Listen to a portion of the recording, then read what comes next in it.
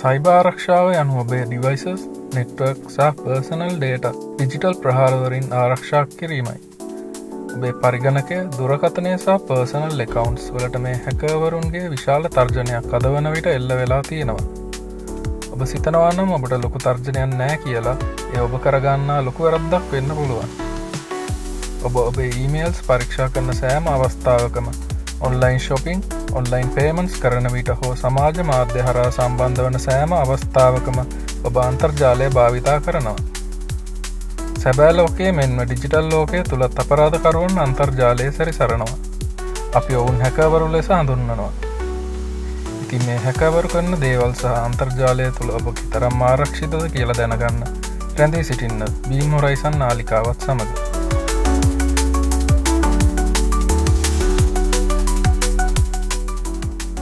Cyber ආරක්ෂණ ලෝකයේ වඩාත් ප්‍රසිද්ධ යෙදුමක් වන හැකින් යන්නෙන් අදහස් කරන්නේ අවසරයකින් තොරව පරිගණක පද්ධතියක් හෝ පුද්ගලික ජාලයකට ඇතුල් වී ඒවා අවභාවිත කිරීම, සොරකම් කිරීම සහ ඔත්තු බැලීම් සම්බන්ධ ආක්‍රමණශීලී ක්‍රියාකාරකම්ය.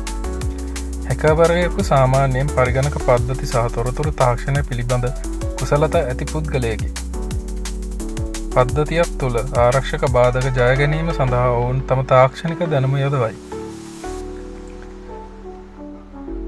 අන්තර්ජාලය භාවිතයෙන් සිදුව පළමු අනවසරයෙන් ඇතුල්වීමේ සිදුවීම 1986 KGB හැක් කිරීම අපට නම් කරන්න පුළුවන්. මේ හැකකරුවා මාර්ක් හේස් නම් ජර්මානු හැකකරුවෙක්. එක්සත් ජනපද ආරක්ෂක දෙපාර්තමේන්තුවට සහ අනෙකුත් සංවේදී පරිගණක පද්ධතිවලට ඇතුල්වීමට ආපනෙට් නූතන අන්තර්ජාලයේ පුරෝගාමියා ලෙස හැඳින්වන අන්තර්ජාලයේ මුල් ආකාරයක් භාවිතා කළේ. ඔහු සංවේදී දත්ත සොරකම් කර KGB එහෙමත් නැත්නම් සෝවියට් සංගමයේ ප්‍රධාන ආරක්ෂක ඒජන්සිය වෙත විකුණමින් සිටියා. විද්‍යාඥයෙකු ක්ලිෆර්ඩ් ස්ටෝල් විසින් ඔහුව අල්ලා ගන්නා ලැබූ අතර ඔහු සොයා ගැනීමට හේතු වූ 75ක ගිණුම් කරන දෝෂය පුදුම සහගත දෙයක්. මෑත ලෝකයේ සිදුවන වඩාත් ජනප්‍රිය හැකින් සිදුවීම් ලෙස 2011 සිදු වුණ ඩොලර් මිලියන 171ක පාඩුවක් සිදු කළ PlayStation Network හැක් එක, 1999 සිදු වුණ ඩොලර් මිලියන 1.7ක පාඩුවක් සිදු කළ NASA Computer Network and Department of Defense හැක් එක සහ 2013 දී සිදුවන Yahoo data breach එක හඳුන්වන්න පුළුවන්. හැකර්වරුන් සාමාන්‍යයෙන් වර්ගීකරණය කරනු ලබන්නේ ඔවුන්ගේ අභිප්‍රායන් සහ ඔවුන් ගන්නා ක්‍රියාමාර්ග අනුවය. එම වර්ගීකරණය අනුව අපට හැකර්වරු 8ක් දැකිය හැකි වෙනවා. අපි මේ මොනවද කියලා දැන් බලමු. අංක 1 white hat hackers. එහෙමත් නැත්නම් ethical hackers ලෙස අපි මොවුන්ව හඳුන්වනවා. white hat හැකර්වරු සාමාන්‍යයෙන් පද්ධතියක තිබෙන දුර්වලතා සොයා ගැනීමට උත්සාහ කරන පිරිසක්. ඔවුන් සමාගම්වල පද්ධතිවලට ඇතුල් වෙලා ඒවල ඇති දුර්වලතාවලට පිළියම් යෙදීමට සමාගම්වල අවධානය ලබා දීමට උත්සාහ කරනවා. අංක 2 black hat hackers. malicious hackers ලෙසද මොවුන්ව හඳුන්වනවා. black hat හැකර්වරු අනවසර ප්‍රවේශය ලබා ගැනීමට, දත්ත සොරකම් කිරීම සහ මැලීෂියස් මුදුකාංග පැතරවීම මගින් පුද්ගලික ලාභය සොරකම් කිරීම හෝ කඩාකප්පල් කිරීම සඳහා ක්‍රියා කරනවා. ඔවුන් බොහෝ විට අද සිදුවෙන රැන්සම්වෙයාර් ප්‍රහාර සහ ප්‍රධාන දත්ත කඩකිරීම සඳහා වගකිව යුතුයි. අංක 3 grey hat hackers. මේ හැකර්වරු ethical සහ malicious අතර ක්‍රියාත්මක වන පිරිසක්. යහපත සහ අයහපත යන මේ දෙකම මොවුන් අතින් වෙන්න පුළුවන්. අංක 4 script kiddies. ස්ක්‍රිප්ට් කිඩීස් යනු ක්‍රියා කරන ආකාරය තේරුම් නොගෙන පෙරසැකසූ හැකින් මෙවලම් භාවිතා කරන අත්දැකීම් අඩු පුද්ගලයින් වන අතර බොහෝ විට විනෝදය හෝ අවධානය සඳහා ඩීඩොස් වැනි ප්‍රහාර දියත් කරයි. අංක 5 හැක්ටිවිස්ට්ස්. දේශපාලන හෝ සමාජීය හේතුන් සඳහා සහායවීම සඳහා පද්ධති සහ වෙබ් අඩවි ඉලක්ක කරගනිමින් බොහෝ විට දත්ත ලීක් කිරීම හෝ ප්‍රකාශයක් නිකුත් කිරීම සඳහා සේවාවන් කඩාකප්පල් කිරීම හැක්ටිවිස්ට්වාදීන් විරෝධතා ආකාරයක් ලෙස අනවසරයෙන් ඇතුළුවීම භාවිතා කරයි. අංක 6 ස්ටේට් ස්පොන්සර්ඩ් හැකර්ස්. රාජ්‍ය අනුග්‍රහය ලත් හැකර්වරු ලෙස හඳුන්වන මොවුන් රජයන් වෙනුවෙන් සයිබර් ඔත්තු බැලීම, ප්‍රතිවාදී ජාතීන් කඩාකප්පල් කිරීම හෝ සංවේදී දත්ත හොරකම් කිරීම සඳහා කටයුතු කරන අතර බොහෝ විට තීරණාත්මක යටිතල පහසුකම් සහ ආරක්ෂක පද්ධතීන් ඉලක්ක කරයි. මෙවැනි හැකර්වරු ඇමරිකාව, ඉරානය, උතුරු කොරියාව, චීනය, ඊශ්‍රායල වැනි රටවල රාජ්‍ය අනුග්‍රහය ඇතුව වැඩ කරන බව ප්‍රසිද්ධ රහසක්. අංක 7 Red Hat Hackers. බොහෝ විට නීතිමය සීමාවන්ගෙන් පිටත ක්‍රියාත්මක වන Black Hat පද්ධති සොයා ගැනීම සහ අක්‍රිය කිරීම ඇතුළු ආක්‍රමණශීලී උපක්‍රම භාවිතා කරමින් malicious හැකර්වරුන්ට එරෙහිව කටයුතු කිරීමට Red Hat හැකර්වරු ක්‍රියා කරනවා. අංක 8 Blue Hat Hackers. Blue Hat හැකර්වරුන් සාමාන්‍යයෙන් සිස්ටම් එකක් ලොන්ච් කරන්න කලින් අවදානම් පරීක්ෂා කිරීම සඳහා කුලියටගත් බාහිර ආරක්ෂක වෘත්තකයන් වන අතර සමහර අවස්ථාවලදී සරල හැක මෙවලම් හරහා පලිගැනීමට උත්සාහ කරන පුද්ගලයන් වනවා. මේ හැකර්වරුන්ට අපේ පරිගණක පද්ධතිවලට ඇතුල්වීමට අපේ නොසලකිල්ලත් බලපාන බව ඔබ දන්නවාද?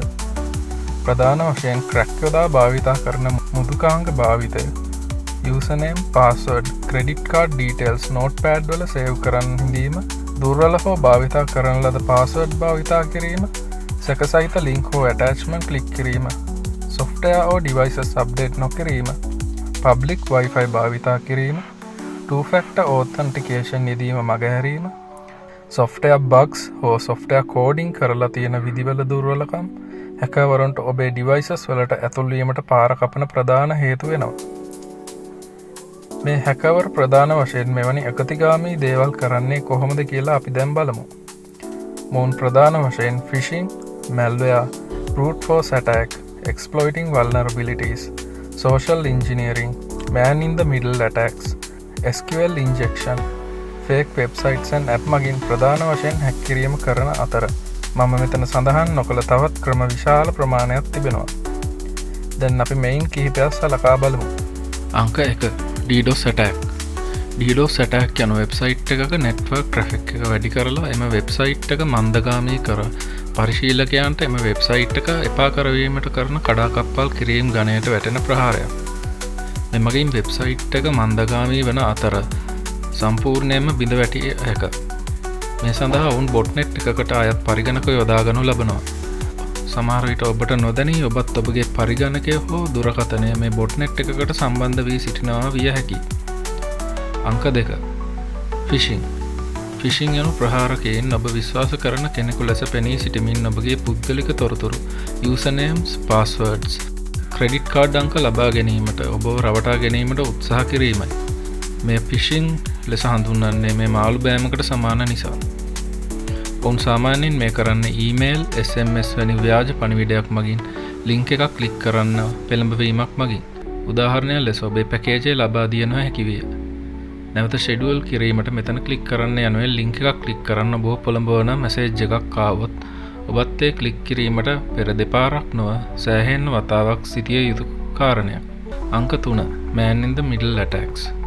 public Wi-Fi වලදී මොවුන් නොපෙනෙන අතරමැදියන් ලෙස ඔබ යවන රික්වෙස්ට් රෙස්පොන්ස් දිහා බලා සිටින අතර පාස්වර්ඩ් කුකීස් වැනි දේවල් ඔවුන්ට පහසුවෙන් දැකීමට හැකියි. මෙහිදී හැකර්කරු විසින් ඔබගේ පාස්වර්ඩ් එක අනුමාන කිරීමට මිලියන වාරයක් හෝ ඊට වැඩි වාර ගණනක් පාස්වර්ඩ් සංයෝජනය උත්සාහ කරයි. ඔබගේ පාස්වර්ඩ් එක අක්ෂර 8කට වඩා අඩු නම් ඔවුන්ට අනුමාන කිරීමට පහසු වේ.